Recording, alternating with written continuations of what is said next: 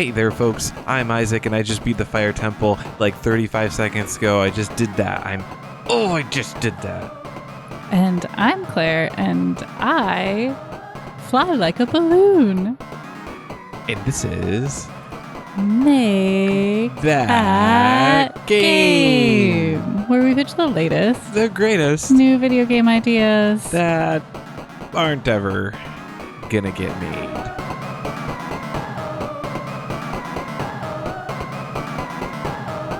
Nah, not these games.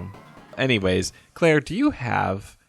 I mean, we're all here to hear game ideas. Ideas about games and what games are and what games could be. Do you have any of those? I do have some of those. I have one of those specifically. Oh, okay. I was hoping that we were going to get a double feature. A double feature, 2 games? Yeah, well... We do have a double feature, just not from me. Anyway, I do have a game to pitch today. I have a game that is apparently already sold. So I guess I just won't pitch it. You can pitch it. You can pitch it. Okay. It's called Was That the Cat? I love this already. I already instantly know where this is going. Folks, if you're a cat owner, you also just you got the vivid idea of exactly what this is. So segment over. Let's move. No, let's walk through this, and everyone can be like, that is exactly what I thought of. Yes. Yes. So this I picture as like a 2D pixel kind of game. A rare one for you. Pixels are not normally where you go for. I mean, if it can look like Link's Awakening from the Switch, then it can look like that. But most of those games do look pixels. So fair. Ideally, it looks like Link's Awakening from the Switch. That's ideally what all games look like.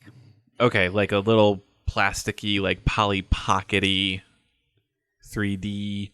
Exactly. That's the stuff I love. So anyway, so it looks like that. And the idea is you're in your house and you're in the bedroom and it's nighttime and you're enjoying a pleasant slumber when suddenly a noise is heard. And you wake up with a start and go, was that the cat?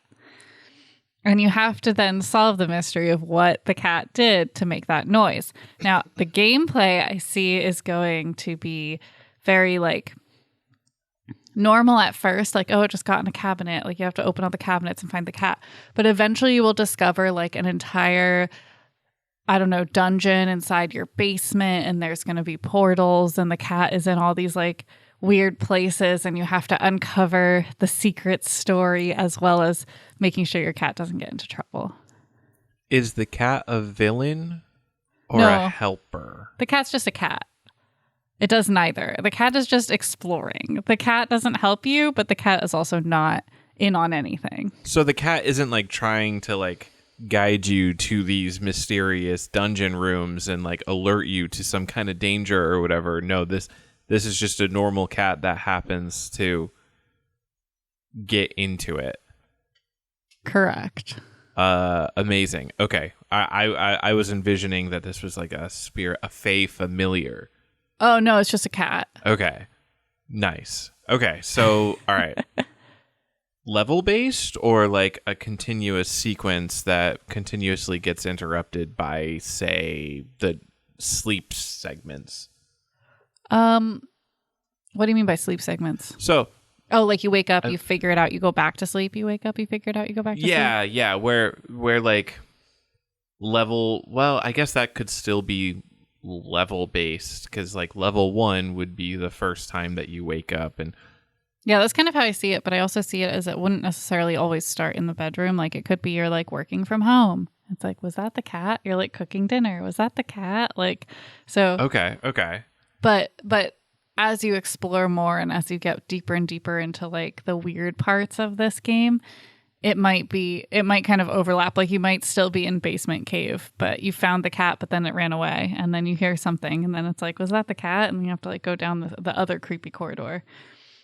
How much does the audio cue play into this? Like, so I think it's going to be more like following, almost like a marker on the map or something. So like you'll hear the audio cue which will be a clue to the puzzle once you get to wherever the cat is. But then finding the actual cat will either be a marker, like a goal marker on, say, Tears of the Kingdom, or I've never heard of that game. What's Tears of the Kingdom? Tears of the Kingdom. It is this game from Nintendo. Never heard of it. Well, your loss, I guess. Wow. That's where we're at, folks. Okay. Anyway, I lost my train of thought. Sorry, I had to do my bit. I had to do my little jape, my little joke. Okay. So you were talking about this. I asked you about the audio cues, like how much, like, is it going to be 3D sound and people are supposed to wear headphones and actually track it in like 3D space, which I'm terrible at in real life? Or you were kind of saying, you just said no, but you were kind of saying that that's not really it. You're going to have like a map marker, and that's going to help you. That's going to guide you visually to where the sound is. And then, like, if it was a clang, that would be a hint that it was a pot and pan? Yeah, something like that, yeah. Okay. Or, like, if it was a creak or a slam, you'd be like, oh, that was a door. Yeah. That either opened or closed. With cats, you never know. You never know. You never know. So, yes, that's how I envision that part of the gameplay. Then you pick up the cat, then you pet the cat. Yeah. Then you put the cat down, and then you hear another sound. And like, how'd it get there so fast? It's immediately gone. The cat teleports. It just disappears. Just like a real cat. Yeah, exactly. It's all based on real life, this game. For the most part. Our cat is, a deer, a darling, a fox, a wolf, a gremlin. A gremlin. Anyway, that's my game. It's called Was That the Cat? Nice. Wow. I do see it kind of unfolding into like this Turnip Boy commits tax evasion-esque backstory where like you start playing Turnip Boy commits tax evasion and you're like, what a cute little game. La la la. And then as you keep playing, you're like, oh my God, there's a backstory. But like I haven't written the backstory yet because this is a game design podcast, not a game backstory, make the whole game podcast. Yeah, this is not a game writing podcast. Exactly. No. So anyway, that's my game. Isaac, do you have a game to pitch to me now?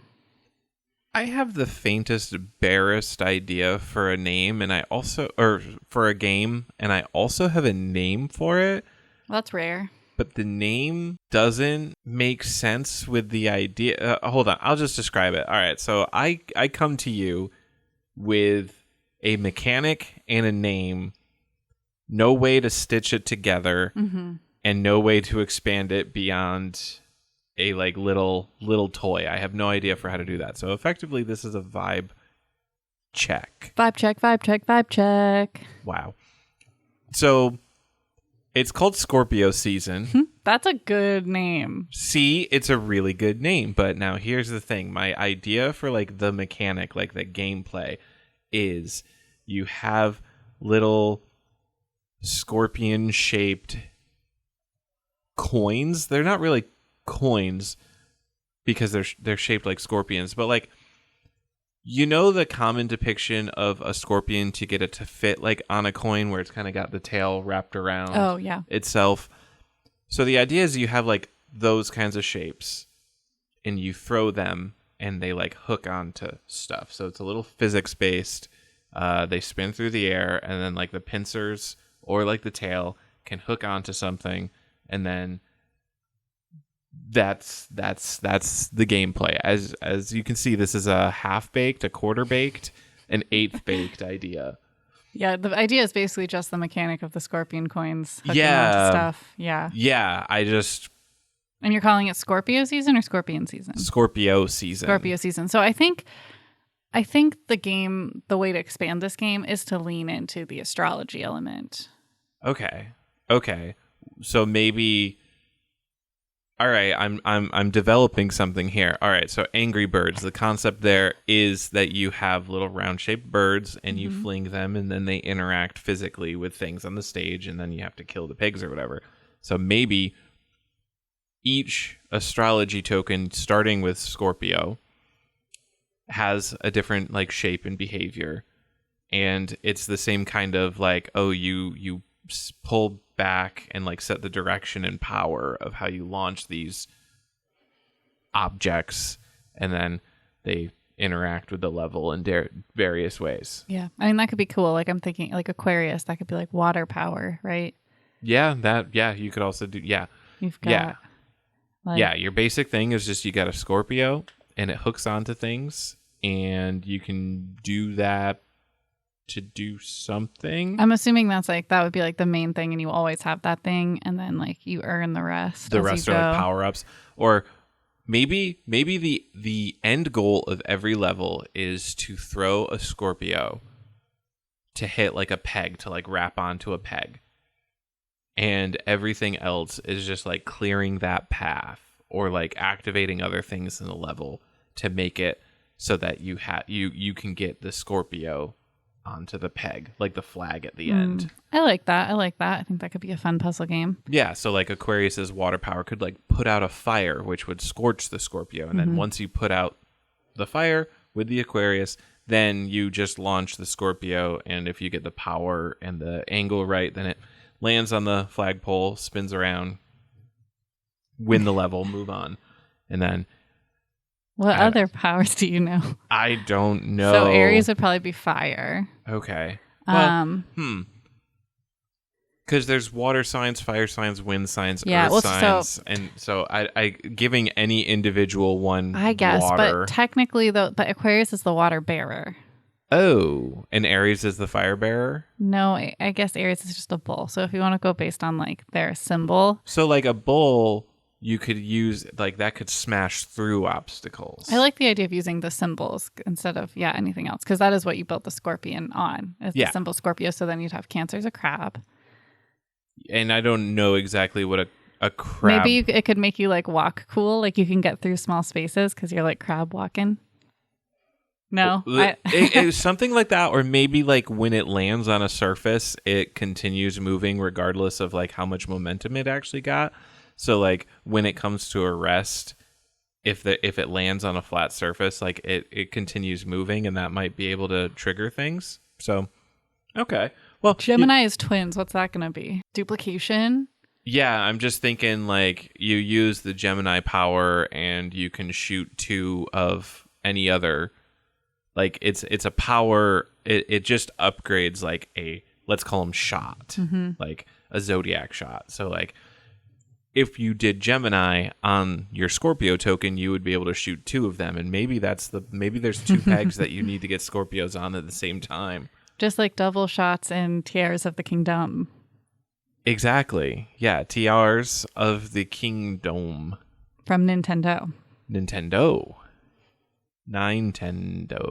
All right. Any other? I see this as kind of like a platformer, right? Like, well, I imagine it just to be just Angry Birds style, like Angry Birds catapult gorillas. Maybe I'm being worms. I feel like Angry Birds is a platformer if you were to like strip it down to basics. You don't do any platforming though. Yeah, but it's all vertical motion. To me, that's like very platformy. I mean, it's an auto scroller, but it's like, right? I've never played Angry Birds. So can you tell? So I've never played gorillas, but I was thinking of Flappy Bird. I see now. Yes, Flappy Bird and Angry Birds are different games, but you know Angry Birds though, right? No. I've literally never seen any gameplay or played it. You've never seen the Angry Birds gameplay? No. Okay. I know what they look like. I know what the birds look like, but I've never seen any gameplay, no. All right. Well, we'll have to make a bonus episode where we'll stream Claire playing Angry Birds for the first time. God, you know so little. It seems like you would have questions. I would have questions about Angry Birds. No, that was my attempt at trying to segueing into our next bit, which is usually somebody asks a question. It is, yeah. I don't have one. I don't have one either, but we talked about one. I remember playing Tears of the Kingdom, and I was like, this would be a good question. And but I didn't say it out loud because I wanted to save it for a question. I didn't write it down. So folks, man, you gotta write it down. I gotta write it down. You gotta take notes. I gotta take notes. I mean, we could do like what makes a platformer a platformer. That's kind of a fun question, but I don't know if it's super fast. The answer, folks, is platforms. Platformers have platforms. Okay. All right. All right, fair enough. Got any other ones you want to ask? What makes a first person shooter a first person shooter? Well, it's you shoot people and it's first person. Okay. Yes. Role playing games. Now that's an interesting one because you play a role. Well, guess what? You play a role in Mario too. Is that a role playing game? Okay. That's the question. Is Mario a role playing game? The answer is no. But I was looking at him as if maybe the answer could be yes. Like I was like, is it? No. Role playing game is a specific genre. It's it's like many genres. It's one of those ones where it's like it when you see it. You can't really clearly define it. And its name doesn't exactly match up to it. Like an RPG has stats and levels, but not all the time. But some games with stats and levels aren't RPGs. I do think there is definitely some I don't know, merit to talking about the different genres because, a lot of them to me do not line up with the word itself doesn't necessarily associate the way you associate it. Like to me, a role playing game. I mean, technically, to me, all video games are role playing except for puzzle games because. That was the joke I was just making. Well, no, but I mean that is. It's like I don't think it's a joke necessarily. I think it's real. It's like we're always playing the video game character that you've created, like the avatar you've created. And then like adventure games to me, I'm like, it's when you go on an adventure, but it's like, no, it's a very specific. And many RPGs also have adventures in them. So RPGs get really fun when you try to just like talk about normal RPG versus JRPG because like a CRPG or sometimes like a Western RPG and a JRPG are basically exactly the same except like Western computer RPGs usually have a lot of player choice like character customization and like picking good evil path, etc., or like at least picking dialogue options, whereas JRPGs you're usually playing like a preset story where you have very little input on it. And so like a definition of RPG that I see a lot is a game where you make choices to determine your character, but then that doesn't apply to JRPG. So JRPG, despite being an RPG, and I'm assuming J is refers its own to thing. A Japanese RPG. Thank you. Sorry, I was just throwing out words. Oh man. Anyways, so we actually sort of had a question there. And we talked about it, and that was actually kind of interesting, right? Who liked that? Raise your hand if you thought that was cool. Yeah, and then like, comment, subscribe, and tell your friends. Mostly tell your friends. We love that. We do love that. The more listeners, the better. That being said, I think it's time for the rapid fire round. It's already time for the rapid fire round. We speed ran it because, folks, believe it or not, we're actually recording during SGDQ. I know. We're not watching a speed run right now. Isn't that amazing of us? But we got to get back to it, so we got to speed run these rapid fire rounds. I was in my head calling it Nerd Christmas. It is Nerd Christmas, but then also AGDQ is Nerd Christmas, sir? Because it's closer winter. To Christmas. It's in the winter. You can have an AGDQ tree. So what we're talking about is Games Done Quick. And right now we're in Summer Games Done Quick, which is a speedrunning marathon that raises money for charity. But Médecins Sans Frontières. By the time this episode airs, unfortunately, it will be over. However, you can always watch the VODs at gamesdonequick.com. And we love it. We love the speedruns. So yeah, we're very excited to watch more games. I'm especially excited for Mario Maker Race. When is that? That is Saturday night. That's when I said I think it's going to be at 1 a.m. by the time it gets there. Perfect. Stay up late for it, folks. Well, no, it'll already have happened. Watch it on VOD. Watch it on VOD. Watch it on VOD at 1 a.m. so you get the true experience. Yes. My favorite was when we woke up at like 5 a.m. to watch Turnip Boy Commits Tax Evasion. It was important and it worked out well. Did we stream that? We were going to, but we hadn't set up streams yet. Oh, I wanted to, but yeah. But I was like, I don't know if anyone will do that. Anyways, we've diverged. I know. Well, rapid fire okay. round. What is the rapid fire round, Claire? The rapid fire round, Isaac, is, in case you forgot which was which, now you know, is when we randomly generate 3 words, and then we have to come up with a video game idea based only on those 3 words. And we only have 5 minutes to do that. And we need to come up with a name too. And if we fail, we don't actually know what happens to us. People get angry at us. People keep track of a spreadsheet and they say all the times they failed and they lord it over us. They say, hey, remember those 3 times Claire and Isaac at Make That Game failed to make that game? I will say listener Meghana is creating a spreadsheet of all of our rapid fire rounds. So listeners out there, if you want to be cool like listener Meghana, you can also do fun things like that. There should be a big community spreadsheet where everyone can add to it. Open source it. Let's go. Let's go, guys.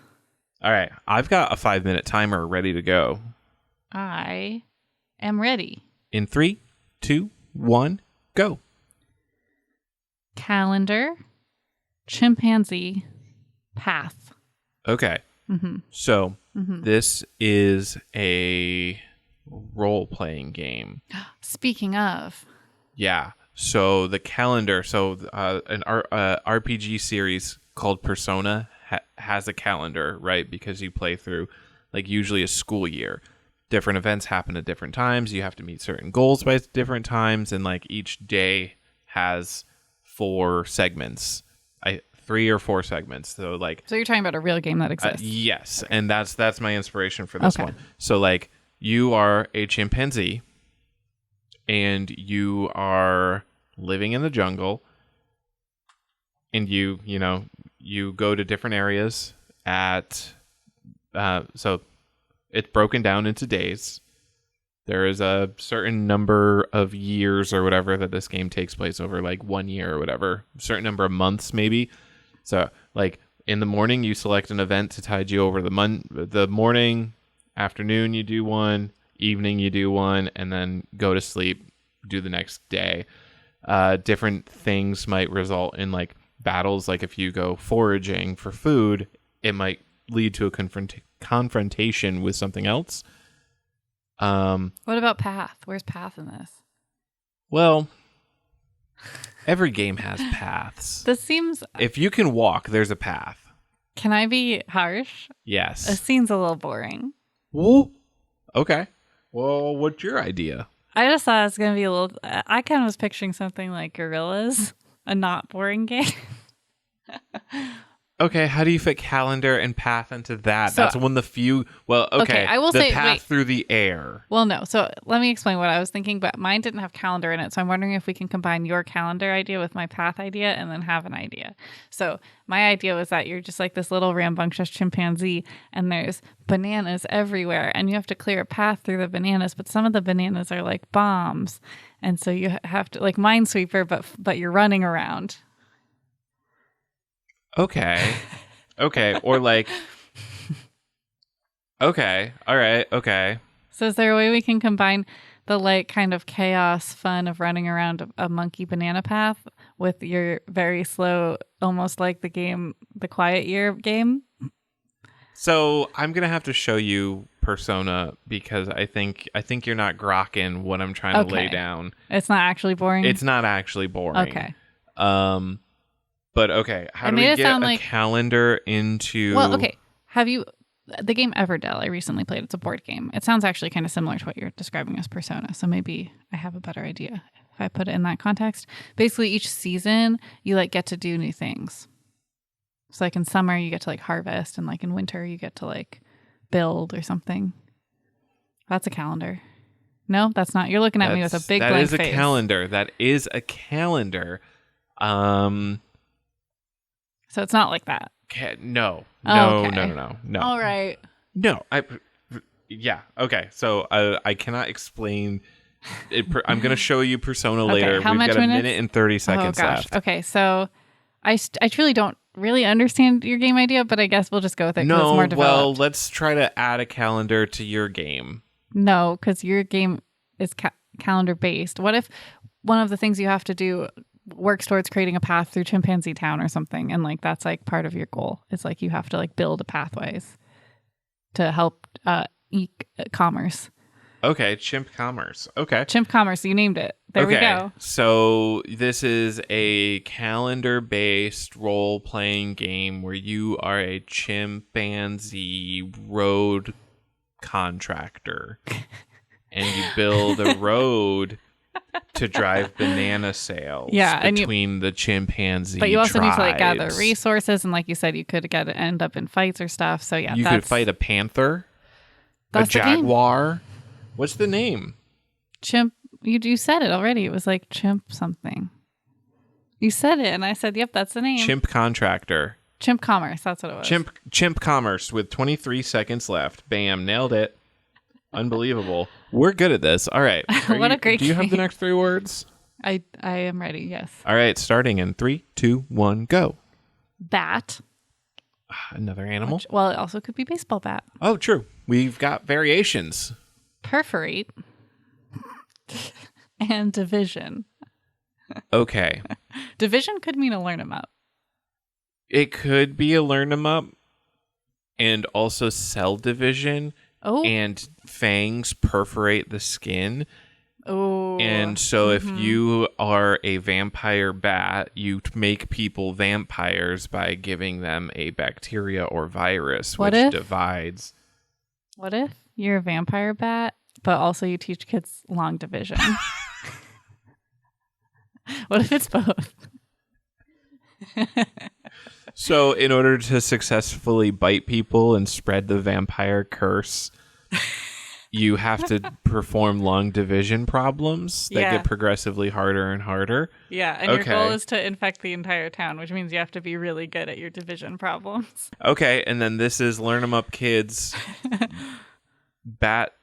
I'm bad at math. Learn 'em Up Kids, I'm bat at math. Is that what you said? That's okay. Learn 'em Up Kids, I'm bad at math. Bat at math. The game where you are a vampire bat who in order to bite people, you solve long division problems.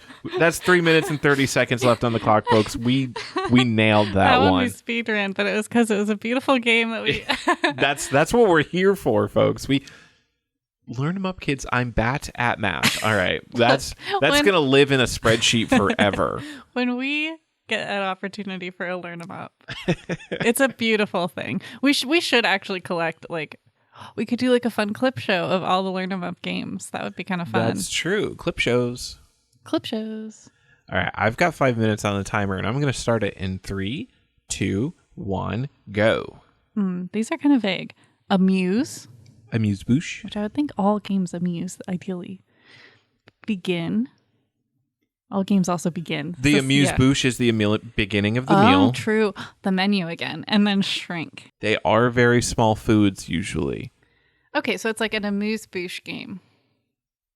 Yeah. So an amuse-bouche is basically, it's like an appetizer, except it's smaller. It's just like a tiny little spoonful. Yeah, so, it's like literally a bite. So, we do come up with a lot of food-related games. We do. But I think this maybe I jumped on that too soon. No, I think it's a good way to use the words in a way that actually is like fun. Because again, like all games should amuse and all games begin. So it's not really like. Yeah. I think what it could be. I mean, maybe this is too. It could be like a management game, like a Diner Dash style, like you're creating. That's what I was thinking. Like you have a list of like the different ingredients that you have, and like people give you orders. Maybe it could be wait. This is unhinged, maybe a little, but maybe it could be like coffee talk. I was just thinking coffee talk too. So you're like creating amuse-bouches, but based on the personality of the people who come in. So Valhalla, more like Valhalla, I think. But also pairing the amuse-bouche with what they actually order. Mm-hmm. So you have the different ingredients for amuse-bouches, and then they come in and they're like, I want a steak and cheese. And then you have to come up with an amuse-bouche. Right. To fit that. And here's the thing. Nobody knows that this restaurant specializes in the amuse-bouche. And so they never expect it, even if they've been there before, and they never explicitly ask for it. And whether characters return or not is based entirely on how good that first amuse-bouche is. What was the third word? Shrink. Okay, where are we? Oh, just because it's small? It's small. And I was trying to think of a way gameplay-wise that, like, you could make normal meals into amuse-bouches. Well, okay, wait. What if we use shrink like a therapist? Well, and so it's that like is coffee what- talk in the yes, that- sense like you're going to talk through people through their things while they're eating their amuse-bouche. You're guessing on their emotions. So it's a talk 'em up bartender game like Valhalla or Coffee Talk. And the gimmick is instead of beers or coffees, you are serving little bites, little pre-meal bites. And they're very cute looking, I can imagine. And each level, like the more people you get to come, the more ingredients you get to work with, and it could be really fun. But what is the name? How much time do we have? 1 minute and 55 seconds. Okay, all right. I was like amuse-bouche. Yeah, I'm trying to think of like a pun on bouche. Yeah. Or like a way to like expand bouche into something. Or like Amuse your bouche. no. No. Like is there like wait, amuse bougie. Is that something? Is there something? Amuse bourgeois. No? Working on it? Working on it. Getting there. Okay. Getting We're there. workshopping I think amuse this. bougie is too close to amuse bouche, and also they're both in French. So amuse bourgeois would just mean amuse the bourgeoisie. Yeah, exactly. Okay. Yeah. Okay, fine. No, I mean it could work. Meal starter. That doesn't get the vibe. No, yeah. Well, What about amuse so like bouche? an amuse bouche is kind of like an icebreaker for the meal, right? Mm-hmm. Is there some way that we can fit like icebreaker into a title that delivers the amuse bouche-ness? The title is the amuse bouche of the game, so we got to get this right. I mean, it could just be called amuse bouche. Okay, let's just call it amuse bouche because Okay. we've struggled on this one. Bam, 25 seconds left on the clock. Amuse bouche, the talk 'em up bartender game about making small little nibbles. And if you do speak French and have a funnier pun, please let us know. Yeah, if we've got a whole thing that we can do, like hit us up. We'd love to hear it. Would love to hear it. Yeah. Well, that's the end of our show, actually. Time to get back to the speed runs. Oh, thank goodness. I've been missing the speed. I yearn for it. I crave for it. Actually, what I've been missing is playing Tears of the Kingdom. That's what I truly yearn and crave That's for. true. And Tears of the Kingdom in the hand. Speed runs done quick. In the bush. How did I forget? Okay, yeah. I'm obviously zonked out of it. That's all right. Every time we were playing Wingspan this weekend, a really fun board game, not a video game.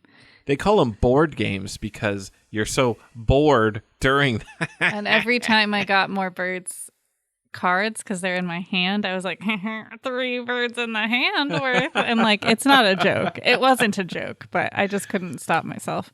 You never verbalized it. Yes, I did. Oh, you did? I never did. noticed you verbalize it. No, I said it like twice out loud. I was absorbed in mine own birds. You were. You love them. Wingspan's a good game, folks. Anyway, all right. Well, that is the end of our show. Thank you so much for listening. You can find us on TikTok, Instagram, Facebook, and Twitter at Make That Game Pod. You can send us an email, makeThatGamePodcast@gmail.com. We love to hear from you if you have games you think we should try, if you have game ideas you want us to share on the podcast. We've done that before. If you disagree with us, or we're interested. If you have any cool questions that you want us to discuss on the podcast, we would love to do that too.